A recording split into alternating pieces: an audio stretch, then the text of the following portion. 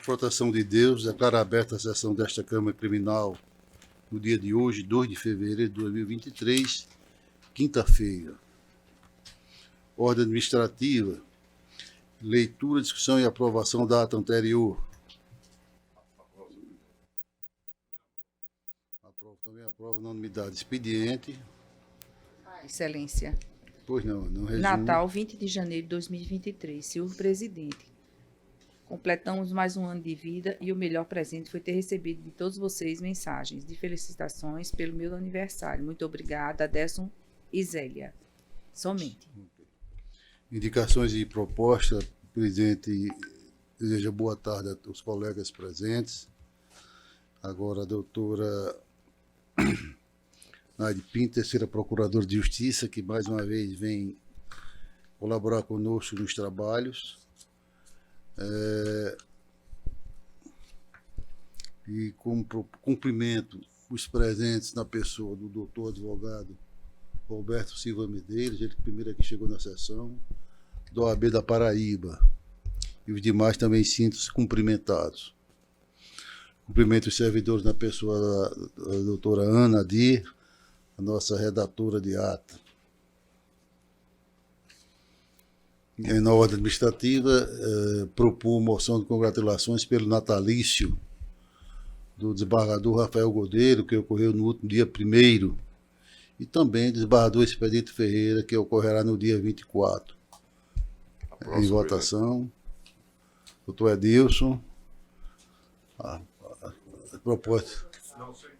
Doutor Ricardo. Doutor Ricardo. Edilson. Congratulações pelos aniversariantes. Desculpe. Aprovado. Bom, em seguida, voto profundo pesar pelo falecimento do procurador da Câmara Municipal de Natal e advogado doutor Guaraci Queiroz de Oliveira, ocorrido no último dia 31, próximo passado. Submeto a proposta da Vossa Excelência. Aprovo, senhor presidente. Doutor Edilson. Também aprovo, senhor presidente. Perdão. Não, sem problema.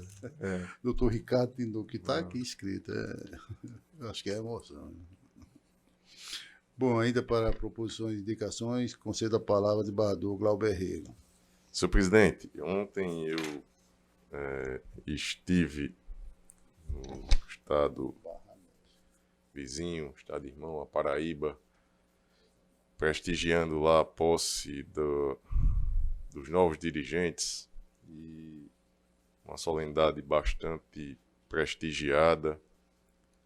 E eu gostaria, nesta oportunidade aqui, senhor presidente, de propor uma moção de congratulações, desejando sucesso aos novos gestores, o desembargador João Benedito da Silva, que é o novo presidente. Tem uma história de vida bastante destacada e que merece, se não conhecem, conhecê-la, que é ele até os 14 anos de idade, ele não tinha a certidão de nascimento ainda, não tinha o registro. E magistrado de carreira, enfim, tem uma bela história que merece ser pesquisada aí. João Benedito da Silva, ele que inclusive era o presidente da Câmara Criminal. Acho que o desembargador Saraiva fez visitas lá ao TJPB. Então ele é uma pessoa simples, mas que tem um conteúdo intelectual bastante destacado, em especial na área criminal, e que agora assume lá a presidência do TJPB. Além de Sua Excelência, o desembargador João Benedito, também tomaram posse lá o desembargador Marcos William de Oliveira, vice-presidente, e desembargador Carlos Martins Beltrão Filho, que foi presidente do TRE à época, TRE do estado da Paraíba, à época que eu fui presidente aqui do TRE do nosso Rio Grande do Norte. E também foram empossados o desembargador Joaide Brito Pereira Filho, ouvidor, e o desembargador Ricardo Vital de Almeida, o diretor da escola. Então, eu faço aqui a proposição, senhor presidente, uma moção de aplauso, de congratulações, desejando sucesso na gestão que se inicia lá no TJPB. Então me soma a proposta de Vossa Excelência e consulto o doutor Ricardo de novo. Também, senhor presidente, me associo integralmente à proposição. Bador Cláudio continua com a palavra. Senhor presidente, tem uma outra e última proposição. Eu recebi, e como tenho sempre que acontece trazido aqui, compartilhado, a alegria de ter um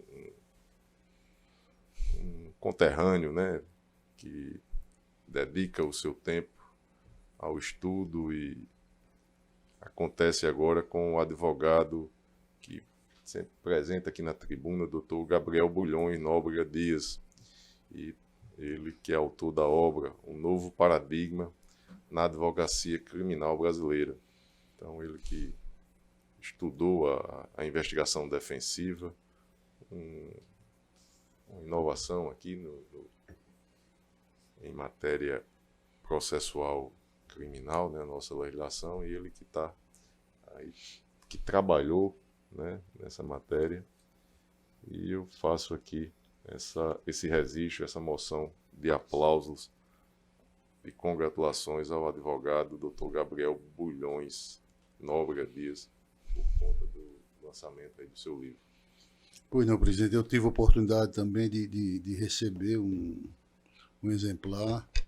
Fiz uma leitura primeira, realmente uma temática muito interessante, que para quem cuida da ciência jurídica realmente tem uma valia que merece, a obra merece ser lida. Eu acompanho Vossa Excelência, doutor Ricardo de novo. Senhor presidente, eu ontem também tive a satisfação de receber o doutor Gabriel lá no gabinete com igual atenção que foi dedicada tanto a Vossa Excelência como ao Bador Glauber, e me ofertou também um exemplar do livro. E eu queria aqui também, além de acompanhar a excelente proposição do Bador Glauber, queria também, se me for permitido, subscrevê-la, porque conheço o doutor Gabriel desde o período da graduação dele na UFRN, e de fato, sem nenhum excesso, secundando as palavras do Bador Glauber, um grande pesquisador, um profissional de muita dedicação à pesquisa na área criminal, e essa referência é muito merecedora. Eu penso que ele pode crescer ainda muito mais na sua trajetória acadêmica, inclusive servindo como um grande exemplo para outros discentes da UFRN que venham a seguir igual caminho. Então, eu queria também subscrever a proposição feita pelo Bador Glauber. Pois não, presidente. Eu acolho a proposição do doutor Ricardo, e acredito que Vossa Excelência também tenha interesse em que possamos fazer em conjunto, né? Então, que a proposição seja em conjunto. Pois não, de acordo. Ainda mais alguma, Excelência? Acredito que Vossa Excelência deva ter algum ainda. Não, se Vossa Excelência tem alguma proposição, não? Não tem? Então, doutora Naide, das boas-vindas. Sim, já fez? Já fiz, já. Rapaz, então eu ansioso aqui para e satisfeito com a chegada da doutora Naide, que é uma representante do Ministério Público que sempre engrandece o debate aqui na Câmara Criminal. Então, seja bem-vinda, doutora Naide, mais uma vez. Eu só agradeço sempre a cordialidade com que sou recebida aqui nessa Câmara. E uma satisfação, doutor Ricardo, tê-lo aqui nessa Câmara. Sei que agora é por um período, né, mais longo. Vai ser uma alegria tê-lo aqui no debate e aprender mais uma vez com Vossa Excelência, né? Fui sua aluna no mestrado, foi uma honra, e agora tê-lo aqui na Câmara Criminal é outra honra. Ainda para indicações de proposta, doutor Ricardo Tinoco. Sem eu qualquer outra proposição, aderir apenas à proposição do Bador Glauber, dando boas-vindas à doutora Naide. Realmente é uma satisfação, uma alegria imensa contar com a participação dela nos trabalhos dessa Câmara Criminal, senhor presidente. Pois não, Excelência, obrigado. Leitura de acordo, eu tenho em mesa acordo lavrado na apelação criminal 0016-693105-2012. Apelante Glênio Alves Diniz Soares, advogado Francisco de Assis da Silva Carvalho, apelado Ministério Público. Eu sou redator para o acordo e, resumidamente, acordo desembargador da Câmara Criminal, por maioria de voto em dissonância com a segunda PJ, conheci e provei recurso para absolver o apelante, Nos termos do voto revisor vencido, o relator que provia parcialmente, não só para redimensionar a reprimenda. Em votação. Doutor Edilson. Também, senhor presidente. Perdão. Também, Doutor Ricardo. Sem problema. Perdão. Bom, passamos à ordem jurisdicional, especificamente.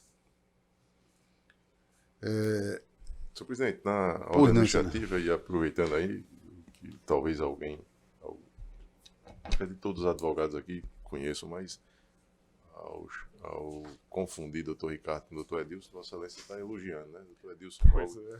tem... Eu precisava crescer muito para poder alcançar aquela o estatura apreço de todos nós. luminar dele. E tem a aparência física, eu mesmo confundi muitas vezes, já disse isso a doutor Ricardo. Vamos lá. Bom, o primeiro da pauta seria o 7 HC 08.020.22.2023, onde impetrante o doutor Alan Cleito Pereira de Almeida. Como eu apresentei suspeição nesse processo, eu passo a palavra para Vossa Excelência enquanto presidente para definir Senhor presidente, a o situação. processo está em mesa. Doutor Alão, acredito que tenha um pedido a fazer aí, que ele estava... A presidência está com Vossa Excelência, viu? Sim, pois não. Recebo a presidência e concedo a palavra ao advogado doutor Alan Cleito. Não para a defesa oral, mas para a questão de ordem. Perfeito, Excelência. Boa tarde a todos, senhores desembargadores, senhor presidente. Chegando hoje à sessão, eu fui informado de que não havia sido convocado um desembargador para substituir Sua Excelência, desembargador Saraiva. E eu queria... Desembargador Saraiva é suspeito nos casos que eu atuo, por uma questão de intimidade familiar.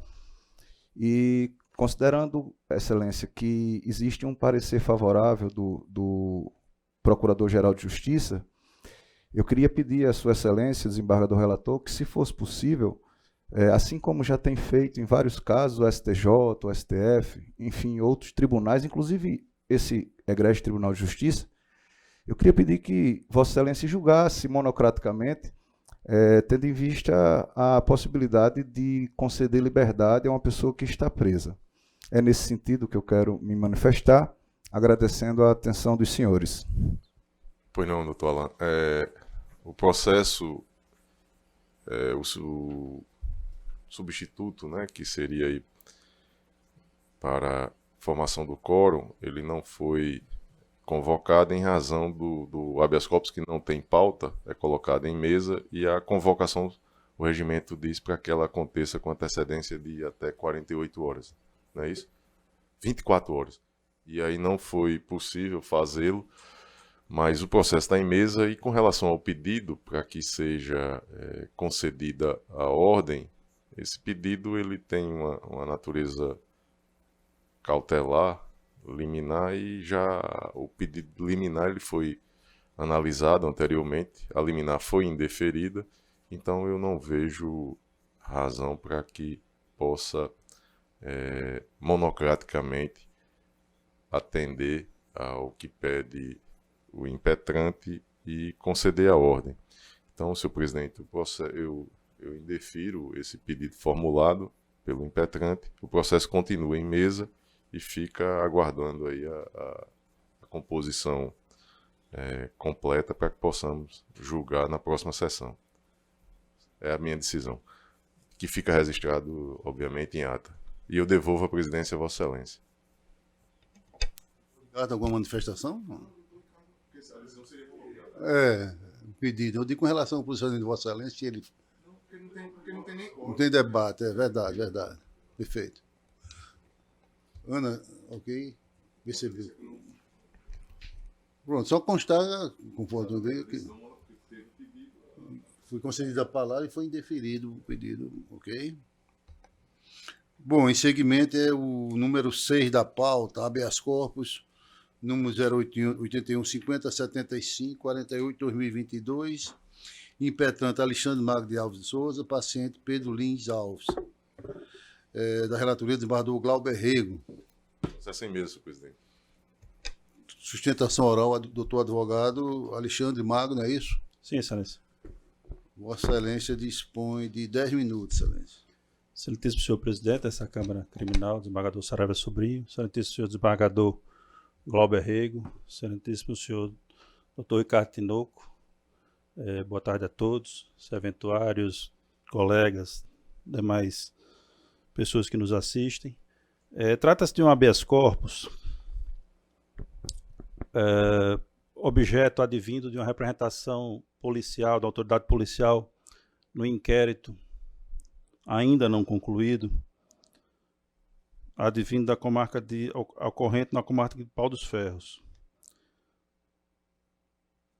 O senhor Pedro Lins, em sua residência no dia 21 de outubro do ano passado, 2022, foi detido e, ao chegar à delegacia, foi detido por ordem judicial, prisão preventiva, e, ao chegar na delegacia, tomou conhecimento que contra si pesava um relatório policial que o imputava a prática dos crimes de receptação, artigo 180 do Código Penal, associação criminosa, artigo 288 do Código Penal, artigo 14 da Lei de Armas, da Lei 10.826, que seria posse ilegal de arma de uso permitido, e o artigo 16 da mesma norma, que se trata de posse de arma de uso restrito.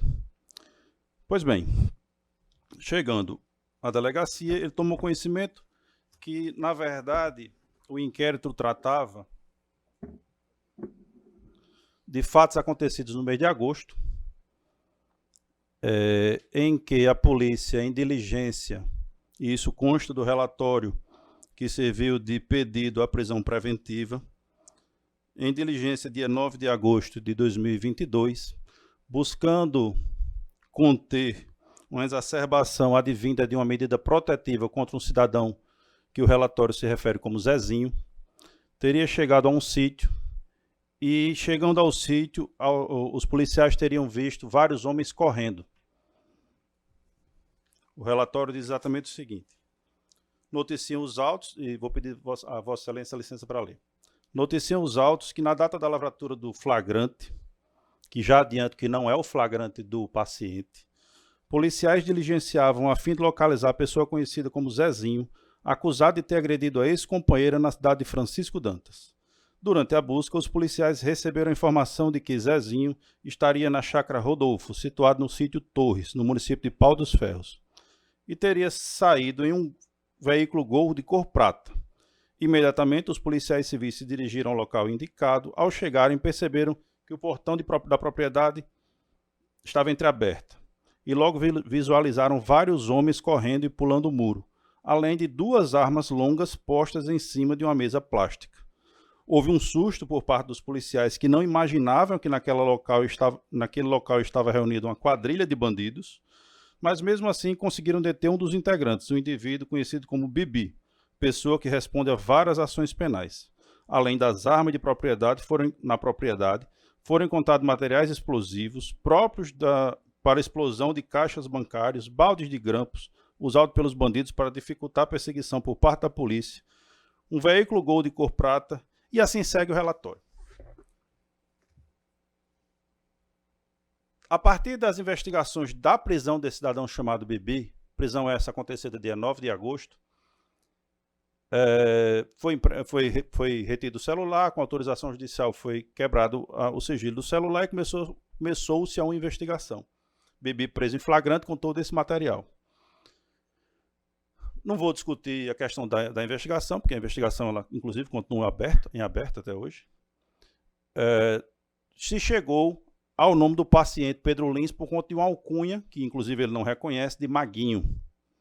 E dia 21 de outubro, ou seja, 72 dias depois da prisão de Bibi, o paciente foi detido, como eu disse inicialmente. O que é que acontece?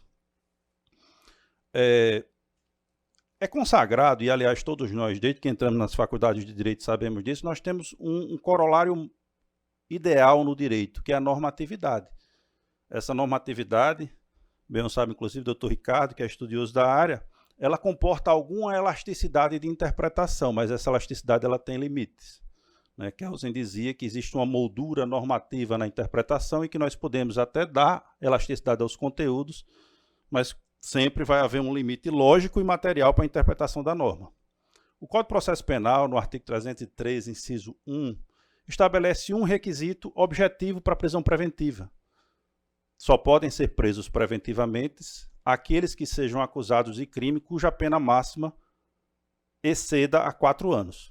Nós estamos diante de 4 tipificações aqui, detalhes, crimes não ocorridos. Esse cidadão Pedro Lins, ele não responde a nenhum processo, ele nunca foi preso, nunca foi condenado, é comerciante na cidade de São Miguel, e quando a polícia chegou para detê-lo, havia imputação de 4 delitos. Receptação, cujo crime tem a pena máxima inferior a 4 anos. Associação criminosa, cujo crime... Olha, a receptação, a pena máxima é 4 anos, ou seja, não atende ao requisito 303, inciso 1. Associação criminosa, a pena máxima é 3 anos. O artigo 14, que é o uso ilegal de arma de uso permitido, a pena máxima é 4 anos, só restando a posse de arma de uso restrito. O que é que acontece? O inquérito e a decisão judicial e tudo que nutre a prisão do paciente se funda na prisão realizada em relação a Bibi, dia 9 de agosto, que foi preso com armas, com explosivos, seja lá com o que for. Tá? Foi descrito aqui no relatório da polícia. Pedro Lins, preso 72 dias depois, foi preso sem portar absolutamente nada. Não foi encontrado com ele arma de uso restrito, não foi encontrado arma de uso ilegal, não foi encontrado nenhum objeto fruto de receptação, ou seja, a polícia simplesmente transferiu o argumento da prisão de 9 de agosto para a prisão do dia 21 de outubro. E a decisão judicial ela se funda nesse argumento. A prisão é feita por força de, teoricamente, o que não se verifica na realidade, o paciente ter sido encontrado com arma de uso restrito. Ele não foi encontrado com arma de uso restrito nenhum. Ele estava na casa dele 72 dias depois do flagrante anterior. E aí, por que havia necessidade de usar o mesmo argumento para deter o paciente? Porque em relação a ele não havia nada. Esse cidadão, como eu já disse, nunca teve uma condenação criminal, nunca chegou a responder um processo criminal em 2012, mas foi atestada a sua não culpabilidade.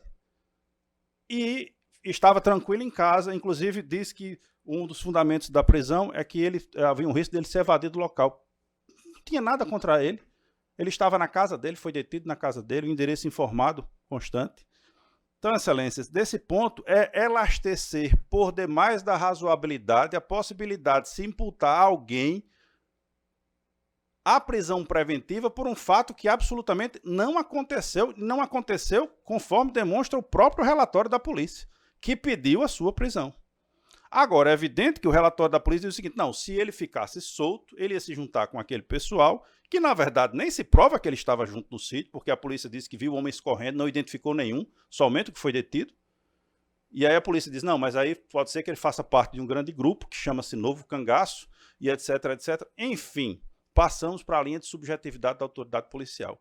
Objetivamente, nós temos a imputação de 4 crimes, onde 3 não são suscetíveis de prisão preventiva, portanto, fogem à possibilidade de qualquer autoridade determinar a prisão preventiva com base nesses crimes, por restrição legal objetiva, e restaria a arma de uso restrito, que não foi encontrada com ele, não foi encontrada perto dele, não foi encontrada no dia anterior, nem no dia seguinte, e sim em posse de outra pessoa 72 dias antes, num caso de prisão em flagrante, que há outra coisa que precisava ser colocada, que o crime, a prisão por posse de arma, ela tem que ser flagrante, assim, ou na continuidade do flagrante, ela não pode ser induzida 70 dias depois. Portanto, excelências, com base nesses argumentos que eu acho que eu penso ser objetivos, a defesa requer a concessão da ordem para a liberdade do paciente. Agradecemos a Vossa Excelência e devolvo a palavra ao eminente relator, desembargador Glauber Rego. Senhor presidente, eu vou tentar resumir aqui. Primeiro, parabenizar o doutor Alexandre, mas na minha compreensão, o que traz a defesa são argumentos que se confundem com matéria de mérito. E aqui nós temos uma prisão cautelar que, na minha visão, já deixo claro no meu voto, atende aos requisitos e apresenta fundamentos necessários para a manutenção da segregação cautelar. Os indícios dos ilícitos que lhes são imputados me parece evidentes. O perigo da liberdade, essa questão do novo cangaço, do uso de explosivos em agências bancárias, em especial lá na região do Oeste, Alto Oeste, Potiguar, causa bastante aflição, apreensão, medo na sociedade. Daí a necessidade da garantia da ordem pública. E, senhor presidente, em harmonia com o parecer ministerial, eu mantenho a decisão de prisão preventiva e, obviamente, denego a ordem. É o meu voto, senhor presidente. Pois não, com o voto do doutor Ricardo Tinoco. Senhor presidente, eu me satisfaço integralmente com a fundamentação e a argumentação apresentada pelo relator e, portanto, vou acompanhá-lo na integralidade. Pois não, com o devido cumprimento à sua excelência, mas, infelizmente... Agradeço o tempo dispensado. Eu também estou acompanhando e proclamo que o HC foi conhecido e denegada a ordem à unanimidade. O seguinte é o número 9 da pauta, também da relatoria do desembargador Glauber Rego, habeas corpus 08.033.21/2023, impetrante Dr. Roberto Silva Medeiros, paciente Denis Lucena de Araújo. Em mesa, excelência. Em mesa. Então, Vossa Excelência tem a palavra. Em mesa? Em mesa. Pronto, doutor advogado Roberto Silva Medeiros, Vossa Excelência. Roberto Silva Medeiros, OABPB 28031. Pois não, Gostaria de iniciar, Excelência, dizendo que... Vossa Excelência tem 10 minutos a partir de agora. Obrigado, Excelência. Dizendo que, inicialmente, que me sinto emocionado por ter a oportunidade do ano de 2023 de fazer o uso presencial do púlpito, por 2 motivos. O vencimento de uma pandemia, onde ficamos com cicatrizes eternas por perdermos entes queridos e amigos. E um outro motivo, Excelência, no último dia 8, os atos antidemocráticos acontecidos em Brasília, onde o STF tem defendido uma campanha da democracia inabalada. Ao usar este púlpito, eu lembro daquele momento onde o púlpito do STF, local destinado a todos os colegas advogados, foi destruído, assim como o local da presidência, o local do Ministério Público, e de modo que entendemos que nós vamos vencer. Então, registro aqui, enquanto advogado da OAB Paraíba, o meu voto de solidariedade ao Poder Judiciário, extensivo ao Poder Executivo e Legislativo, como também a toda a sociedade que defende e luta de forma combativa pela manutenção da nossa democracia. E é com esse registro, Excelência, que eu faço o cumprimento à presidência, na pessoa do eminente senhor desembargador Dr. Saraiva Sobrinho, ao douto relator Dr. Glauber Rego, que carrega um sobrenome de grande tradição no nosso estado da Paraíba, inclusive no meio jurídico, né? Vital do Rego, prefeito de Campina, hoje senador, ministro do TCU, o pai dele foi prefeito, e também o insigne relator, desembargador Dr. Ricardo, como também o Ministério Público, na pessoa que vi aqui, né, que todos cumprimentaram, já sei que tem um grande legado nesta importância, na importante atuação do Ministério Público, doutora Naide, como procuradora, e na pessoa da doutora Dione, cumprimentar todos os que fazem o Tribunal de Justiça do Rio Grande do Norte. Trata-se de habeas corpus, onde o paciente Denis Lucena de Araújo sofre constrangimento ilegal, na ótica desse que vos fala, no sentido de que foi preso no último dia 19, dentro do recesso judiciário, lá na cidade de Jequié, quando vinha de seu local de trabalho no Rio Grande do Sul para a cidade de Patos, que é seu domicílio. Porque que entendemos ser possível manejar o pedido por meio de HC de liberdade do mesmo. Tese é prescrição da pretensão executória da pena, tendo em vista que o trânsito julgado da ação, Excelência, se deu em 14/12/2010, como acostamos, inclusive, nos memoriais protocolados agora ainda na madrugada. E de 14/12/2010 para 14/12/2022 tivemos o transcurso de 12 anos. De modo que ele foi preso no dia 19, com 12 anos e 5 dias, em uma ação transitada em julgado de forma inequívoca. Como eu sou advogado e tenho atuação na Paraíba e até em outros estados, confesso que no Rio Grande do Norte, essa foi minha primeira atuação. E ao ir protocolar, o meu token não foi reconhecido pelo tribunal, de modo que eu abri um chamado no TI, me atenderam super bem, mas eu tive algumas dificuldades e não consegui trazer os autos da ação original, porque 3.000 e poucas páginas. Com a movimentação da prisão, tem uma revisão criminal de corréu, a juíza determinou que fosse juntado. Lá, quando fizeram a revisão, juntaram também as 3.000 páginas, de modo que hoje temos aí 6 a 8.000 páginas nesse processo. Colecionei as peças importantes, como a sentença, e juntei aqui. Passado 12 anos e 5 dias da data do trânsito em julgado, da ação para a defesa, para a acusação, até a data da prisão, 12 anos e 5 dias, nós entendemos que há o fenômeno da prescrição da pretensão executória da pena, tendo em vista que o paciente foi condenado, Excelência, a 9 anos e 4 meses, mas em 2 tipos penais. 5 anos e 10 meses para o tipo do tráfico e 3 anos e 6 meses para o artigo 33, que é a associação. Esta Câmara Criminal, através de HC manejado pela defesa anterior do paciente, reconheceu no habeas corpus de número 081339210-2021-820 e uma sequência de 4 zeros, a prescrição da pretensão punitiva pelo transcurso dos 8 anos em relação à associação, tendo em vista que a pena era de 3 anos e 6 meses, menor que 4 anos, prescrita em 8. No transcurso dos 8 anos de 2010 para 18, em 19 foi reconhecida a prescrição. Restou-se o tipo penal do tráfico, que ficou com a pena de 5 anos e 10 meses, menor que 8 anos, sabemos que a prescrição é com 12 anos. 12 anos e 5 dias ele foi capturado. Trouxemos algumas informações no memoriais que entendemos ser pertinente. Em que sentido? Ao prestar informações, o juízo de primeiro grau trouxe essa demanda de que um corréu tinha uma revisão criminal, onde, na verdade, esses autos, doutor, que é de 2007, teve a sentença lá condenatória anulada e determinada também por esta Câmara. Eu acho que não é tenho quase certeza que não é da relatoria do Dr. Glauber, mas determinou-se a volta do processo porque as interceptações telefônicas foram anuladas.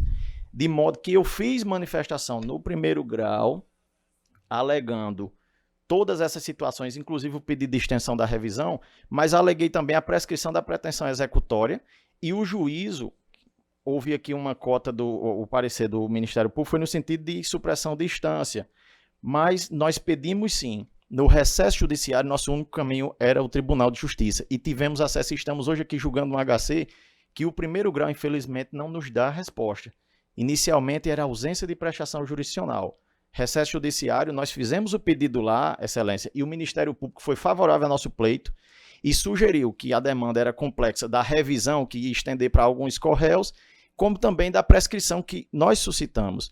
A juíza informou no ID deste HC 9380-7421, trouxe as primeiras informações e aí decidiu por negar, dizendo que ia pedir informações a esta Câmara sobre a revisão para só depois analisar e restou silente em relação ao nosso pedido de prescrição.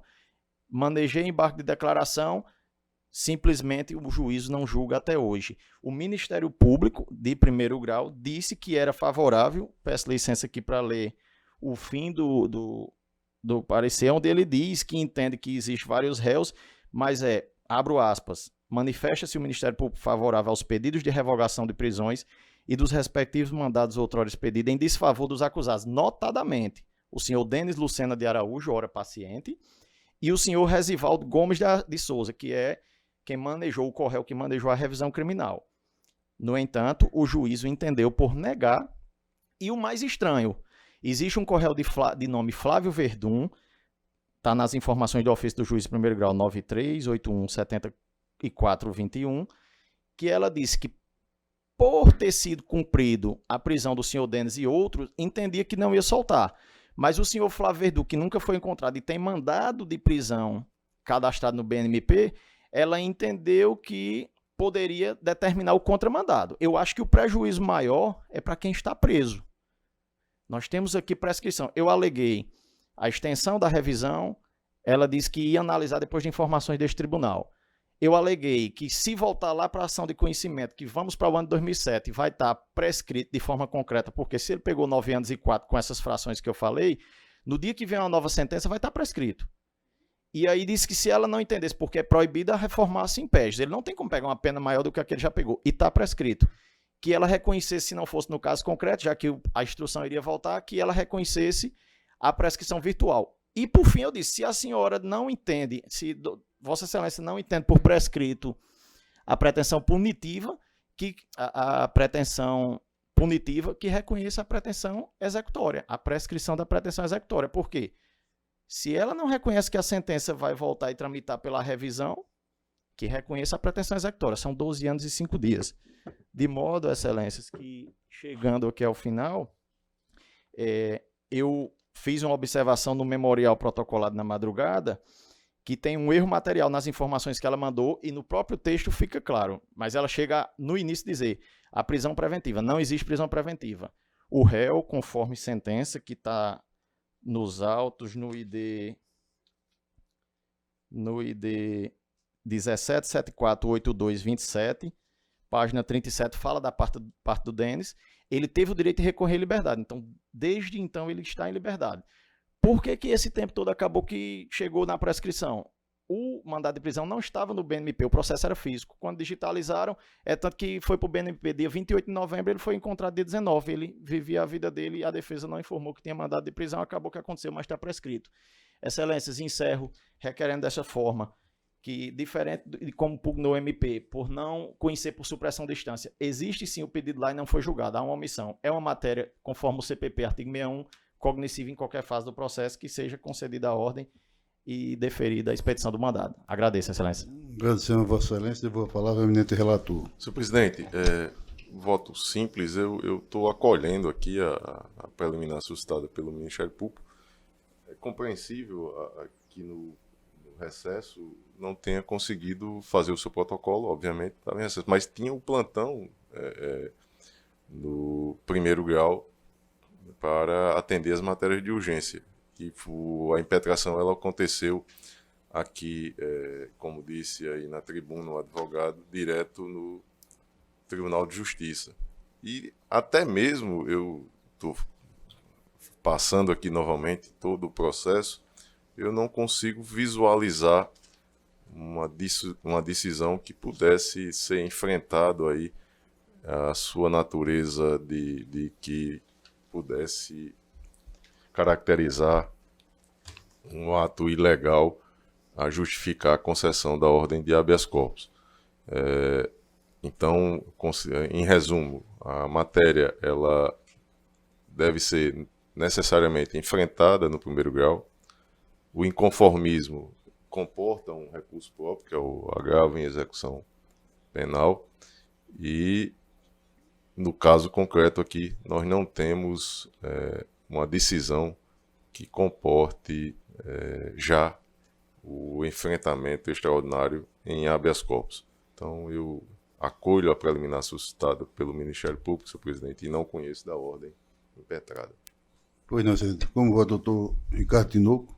Senhor presidente, na mesma linha aí do que o Barra Glauber pontuou, eu queria apenas fazer um acréscimo, um registro da necessidade de, pouco a pouco, aqueles que labutam, trabalham com o direito processual, inclusive o processo civil também, isso não é específico ou próprio do processo penal, compreenderem que esses instrumentos constitucionais de tutela das liberdades e que têm como pressuposto, por exemplo, o direito líquido e certo, prova pré-constituída, portanto, aquele nível de cognição que é sumária para concessão de ordens de executibilidade imediata, não podem se transformar em sucedâneos recursais. Não é de hoje que se sabe, com o mandato de segurança se deu da mesma maneira. Houve uma verdadeira avalanche de impetrações de mandado de segurança, depois isso se deu também com habeas corpus, e a palavra às vezes assume um caráter assim, de muita força, mas para me fazer compreendido, o que se observou ao longo do tempo foi uma banalização mesmo do uso desses writs constitucionais, de modo que eu penso que não é possível que se faça uso deles de uma forma tão, eu chamaria assim, prodigalizada, né? De uma maneira tão frequente a despeito da sua necessária perspectiva científica e técnica. Então, concordo inteiramente com o barra do relator e faço esse acréscimo, porque de fato é importante que os remédios processuais eles tenham sua destinação específica.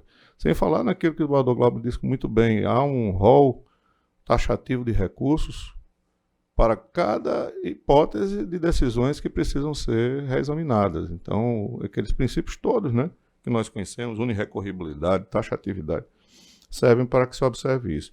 É claro, se nós estivéssemos diante de uma situação em que a ilegalidade da custódia fosse patente, aí aquela outra visão que essa Câmara também tem adotado ao longo do tempo, pelo que eu tenho lido do seu repertório de jurisprudência, faria com que esses aspectos processuais cedessem à necessidade da garantia à liberdade.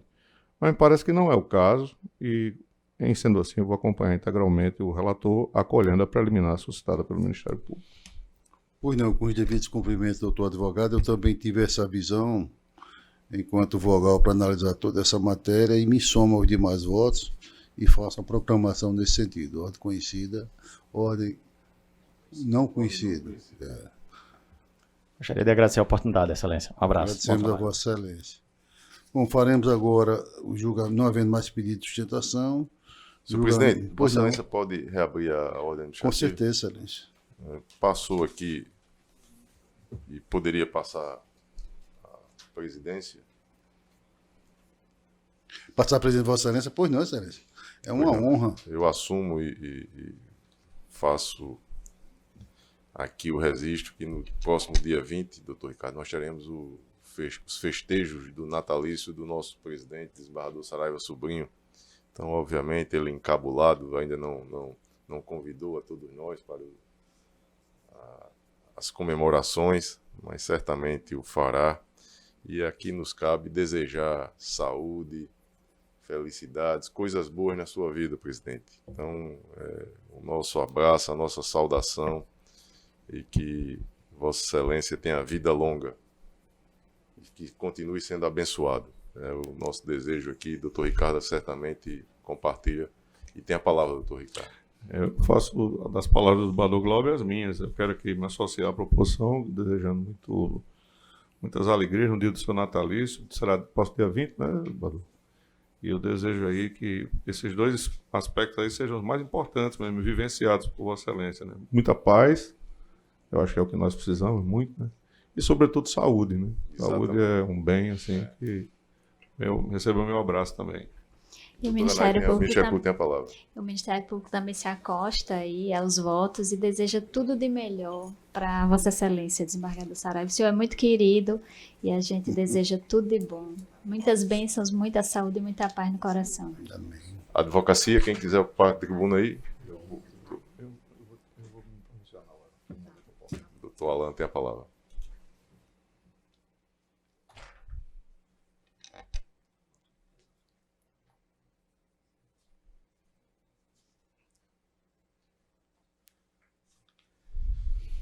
Boa tarde mais uma vez, todas as excelências. Desembargador Glauber, gostaria, em nome da Ordem dos Advogados do Brasil, em nome de todos os colegas que aqui estão, todos os colegas que também estão assistindo, enfim, em nome de todos os advogados, pedir que a advocacia seja acostada a essa congratulação ao desembargador Saraiva, e faço isso de uma forma bem emocionada, porque tive o privilégio de conhecê-lo desde criança e já falei aqui, é um grande homem, grande desembargador, merece todos os nossos aplausos. E eu fico feliz por estar aqui presenciando essa sessão e desejar feliz aniversário ao desembargador Saraiva. Perfeito. Registrado, então, aprovada a unanimidade, havendo-se acostado o Ministério Público e a Ordem dos Advogados do Brasil, seccional Rio Grande do Norte, aqui representada por doutor Alain.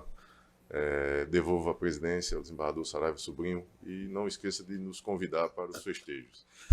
Eu recebo a presidência com muita honra.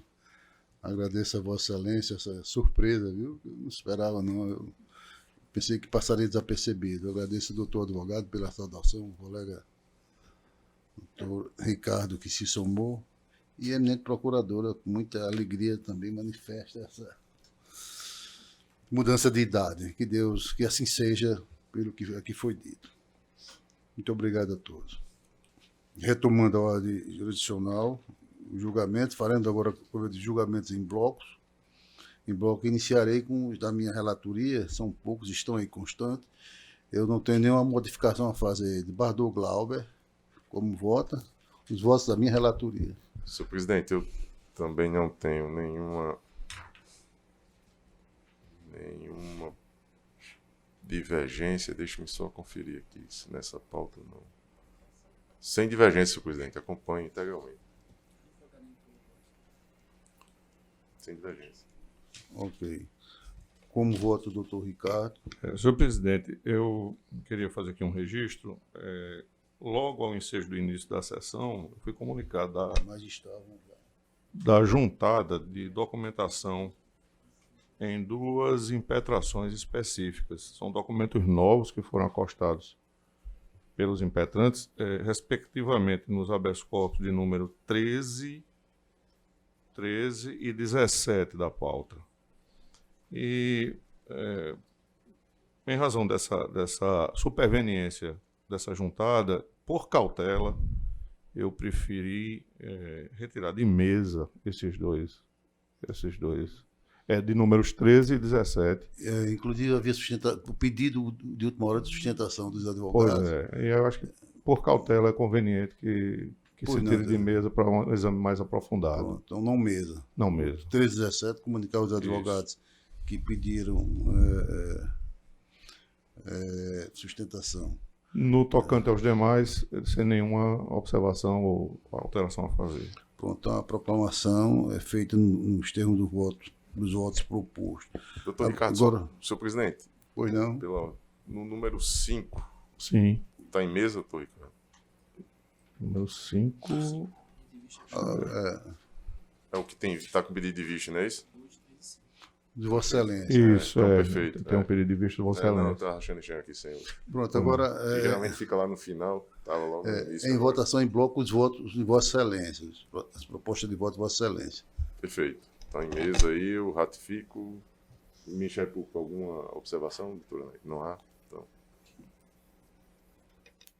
Doutor Ricardo, como voto? Também, como tinha antecipado, sem nenhuma alteração em relação aos votos que foram lançados. Pois não, eu também já mantenho a disposição originária e faço a proclamação com relação aos votos do Glauber Rego nos termos do que foi já proposto. Agora vamos julgar em bloco os votos do doutor Ricardo Tinoco. Alguma modificação nas propostas feitas, Excelência? Registrado não, senhor presidente. De Vossa Excelência. Isso. Tem nenhuma modificação? Perfeitamente, sem nenhuma modificação. Ratifico todos. Pronto, eu, enquanto revisor, acompanho e submeto a votação do desembargador Glauber Rego. Senhor presidente, só para ficar registrado, o 3, o 4 e o 5 que estão com vistas, Exato. digo eles não mesa. Não mesa. Não mesmo. Não mesa. E os demais eu acompanho inteiramente, o relator. Ok, então a proclamação nos termos do voto do relator. Bom, não há nenhum voto mais, nenhum processo mais a ser submetido à votação. Eu gostaria de reabrir a ordem administrativa para apresentar um voto de profundo pesar pelo falecimento do doutor Raimundo Pinto Barra, né? Advogado militante aqui, inclusive colega de turma dos desembargadores da Mauri Moura, Cláudio Santos e Vivaldo Pinheiro. Então eu apresento esse voto de profundo pesar e submeto à votação. Bem lembrado, senhor presidente, eu tive a oportunidade de compartilhar a mesa e era uma pessoa simples, e suave na conversa, agradabilíssima, e deixaram a saudade. Felipe Guerra, né? Hein? Filho de Felipe Guerra. Filho de Felipe Guerra. E tinha um sobrinho dele que cursou agronomia comigo lá em Mossoró. Então nós chegamos a visitar, lá tem uma área de plantação de arroz, não sei se vocês conhecem lá Felipe Guerra, uma área bonita, inclusive. Linda, eu conheço. Conhece, né? Por Pois de Apudi aí. Exatamente. O Apudi Mossoró tem. Enfim, é uma pessoa que vai fazer falta. Nos entristece a sua partida. E eu acompanho. Se Vossa Excelência permitir, com certeza. Muita alegria. Muita alegria com tristeza ao mesmo tempo. Né? Doutor Ricardo. Também acompanho, senhor presidente. Pois não, então, proposta aprovada à unanimidade. Bom, não havendo mais nenhum processo a ser julgado, eu quero lembrar que a próxima sessão ocorrerá no dia 9, mesmo horário, às 8 horas da manhã. Essa foi excepcional para adequar uma situação do vice-presidente e presidente em exercício. E eu quero agradecer a Deus pela oportunidade, agradecer a todos que nos prestigiaram, que aqui compareceram. A minha procuradora, mais uma vez, seja bem-vinda. E na próxima quinta-feira estaremos todos reunidos, com a ausência, infelizmente, do doutor Ricardo. O Cláudio Santos, né? A convocação já aceitou, não é isso? Muito obrigado a todos. Que Deus abençoe a todos os senhores e a nós todos.